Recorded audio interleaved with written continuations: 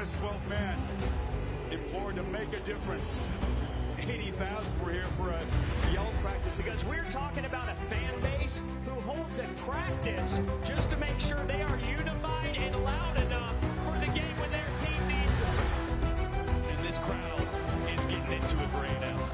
Got it started at midnight with the yell practice, one of the most storied traditions in all of college football.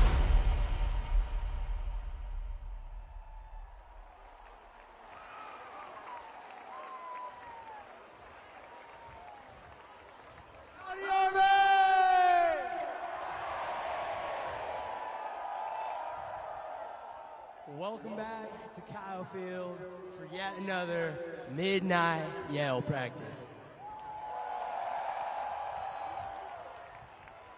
After traveling to South Bend, Indiana, and putting the world on notice when we beat the hell out of Notre Dame, and having a bye week to ride that energy all the way through, there's nowhere else that I'd rather be tonight than right here in Kyle Field. Now, as always, we have some special guests joining us for Midnight Yell Practice tonight. And the first one is none other than our student body president and my good friend, Carter Mallory, here to introduce our new institutional video.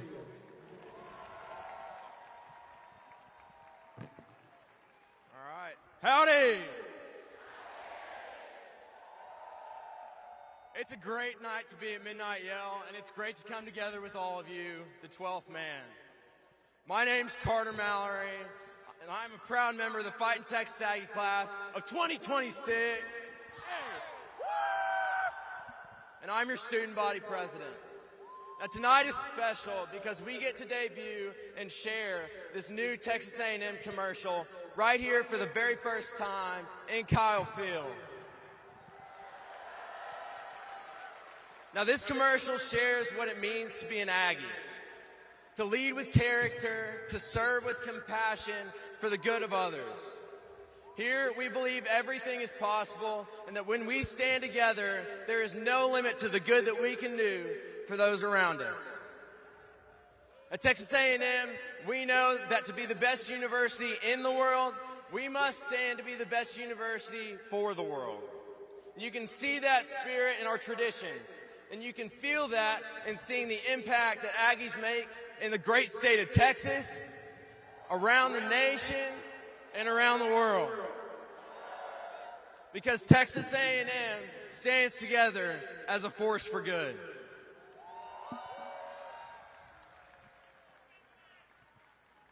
Good universities make an impact, and great universities stand for something.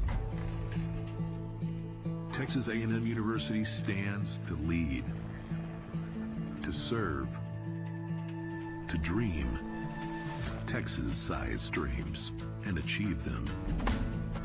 Together, we take action for the good of Texas, the nation, and beyond. While some strive to be the best in the world, Texas A&M stands to be the best for the world. Here, we believe everything is possible. Literally everything.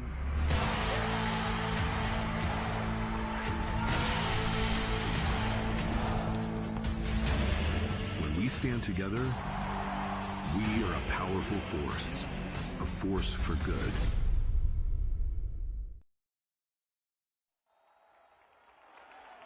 Thanks, gig 'em, God bless, and beat the hell out of Auburn.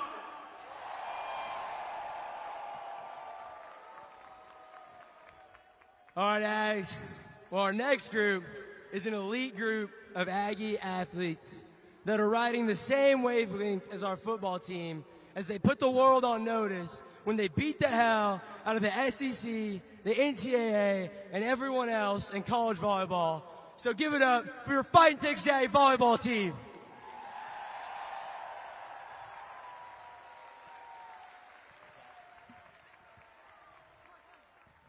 Howdy, Ags! My name is Logan Lednicki, and this is Ava Underwood, class of 2026.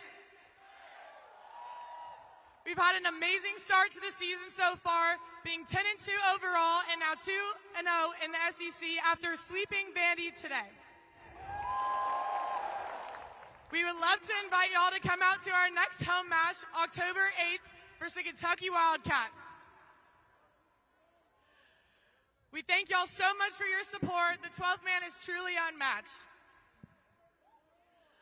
We also can't fail to mention that we had the third largest attendance in program history tonight against Vandy. How about that, Ags? Now, I'm going to leave you guys with one last thing tonight. On Halloween, the other school down the road is returning back to Reed Arena for another Lone Star Showdown. We need everyone from the class of 2029, 2028, 2027, and 2026 to come support your Ags. But first, let's go watch the boys beat the hell out of Auburn. Thanks and gig 'em.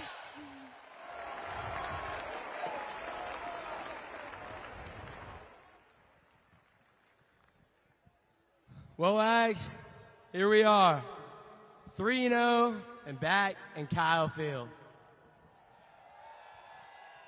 Now, I don't think I need to convince anyone that we haven't seen a Fightin Texas Aggies football team this good in quite a long time. And in all honesty, you can't convince me that we don't have the best offense in college football with my boy, Money Marcel, dropping those deep dives to KC Concepcion, and Mario Craver basically getting 30 yards every time he touches the ball. I mean, seriously, I can't name a defense in the country that's going to stop this Aggie football team, and it sure as heck isn't going to be those Auburn Tigers tomorrow afternoon. Now, let's talk a little bit about this Auburn football team. Because, you see, their season is going about how everyone expected it would. You see, they're an SEC football team, so of course, they're going to beat their non-conference opponents. But as soon as they get to their first conference game, well, we're all reminded, well, we haven't heard of an Auburn football team since Cam Newton. You know, there's a lot of directions I could go in making fun of Auburn. I could talk about their mascot crisis and how they just can't pick one. I could also talk about just their overall irrelevancy as a college football program. Or I could touch on their traditions and how their students love throwing toilet paper all over their campus. But instead, tonight, we're going to talk about stats, because stats don't lie. And this Auburn football program is coming off 3 consecutive losing seasons. And they've demonstrated an insane inability to win within their own conference, as they've been 16-26 within SEC play over the last 5 years. And lastly, this last weekend, they let up 10 sacks against OU. And if they're going to let those bum Sooners blow through their offensive line, I can only imagine the field day that our Wrecking Crew defense is going to have tomorrow afternoon.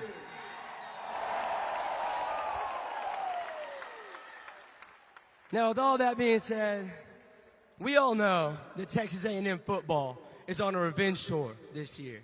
And we all know that tomorrow afternoon, it's personal with Auburn coming into our stadium. And tomorrow, here we are back in Kyle Field, back in conference play in the SEC, where it just means more. Let's have Fightin Texas A&M Yell practice.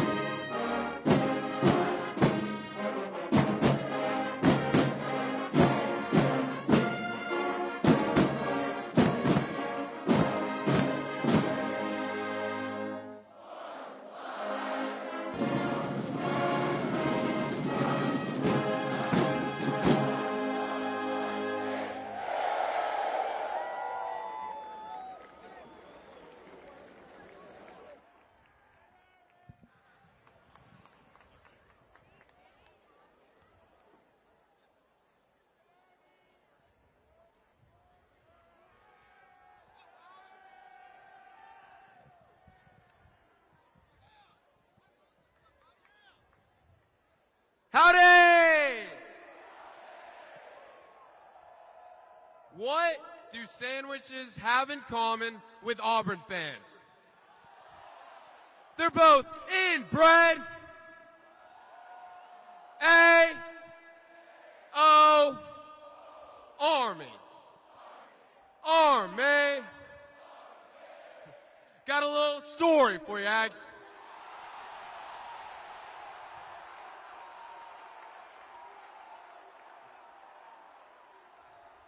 So one day, in the middle of nowhere, Alabama, Old Rock, the good Ag, was filling in as a pilot for a skydiving plane. And who else would hop aboard but none other than an inbred, cousin cuddling, Alabama reject, Auburn Tiger, who went and sat all by himself in the back of the plane. Well, that plane would take off, and Old Rock would fly it higher and higher, all the way to 27,000 feet, where once it got there, Old Rock hopped on the intercom, and he said, "Son, it's time for you to get ready to skydive." So that Tiger, he waddled all the way up to the front of the plane, and finally, right before he was about to jump, he reached for his back, and he was confused. And he said, "Old Rock, aren't I supposed to have a parachute?" And Old Rock, he just smirked, and he said, "Son, you see, tigers, they just weren't meant to fly." And then he shoved that tiger right out of the plane. And that's exactly what we're going to do to him, Mags. We're going to beat the ever-living, ever-loving, compound, complex, Fightin Texas Aggie. Auburn hasn't had a winning season since COVID. Fightin Texas Aggie, they need to pick a mascot. Fightin Texas Aggie, Mario Craver. Fightin Texas Aggie, the best offense in the entire country, belongs to Texas A&M. We're going to beat the Fightin Texas A class of 2027 hell out of those Auburn Tigers.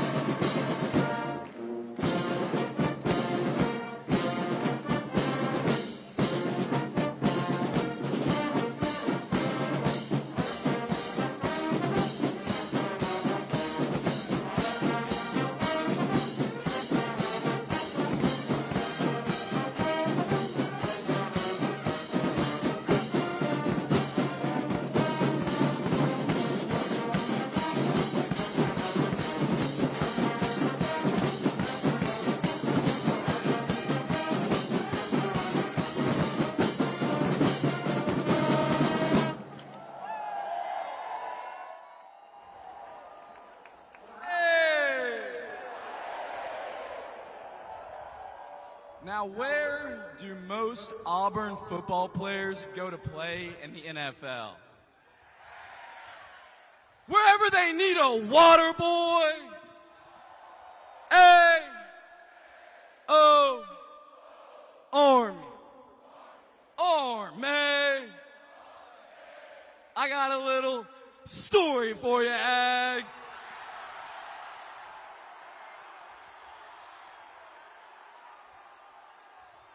Now, one fateful Saturday, those hanky-panky, overrated, third down choking Auburn Tigers.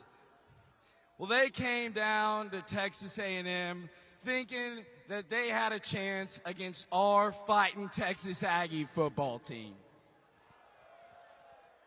Well, late into the game, those sorry Tigers were down by one possession, sitting at the 26-yard line, and they only had time for one more play.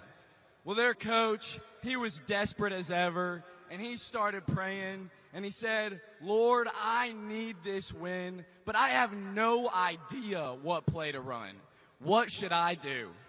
Well, to his surprise, God actually answered him, and in a booming voice that coach heard, all you need to do is run the ball right up the middle. Well, that coach, he jumped to his feet and excitedly told his players what he had heard, and so that's exactly what they did. They handed the ball off, and just as that cross-eyed running back thought he broke through all those tackles, he got absolutely obliterated by the best defensive player in the nation, none other than Old Rock, the good Ag. Now that coach, he fell to his knees and started crying for about 26 seconds before he screamed out, Lord, why would you tell me to run the ball? Well, that's when Old Rock ran up to him and he started laughing. And he said, well, Coach, I'm glad that you're praying to the Lord and all, but you must not have gotten the memo. Because the thing is, around here, everybody knows that God is an Aggie. And that's exactly what we're going to do to him, Max. We're going to beat the ever-living, ever-loving, compound, complex Fightin Texas Aggie. I'm still fired up that we beat the hell out of Notre Dame. Fightin Texas Aggie, Marshall Reed eats tiger for breakfast. Fightin Texas Aggie, Parsons Mounted Cavalry. We're going to beat the Fightin Texas Aggie class of 2026 hell out of Auburn.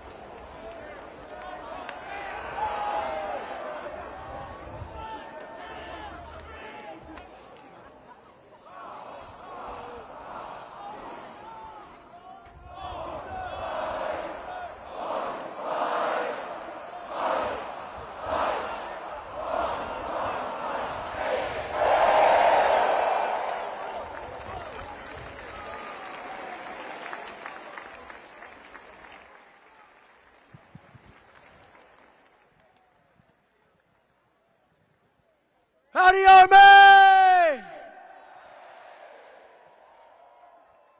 Well, Ags, seriously, thank you all so much for coming out tonight and joining us for another midnight yell practice.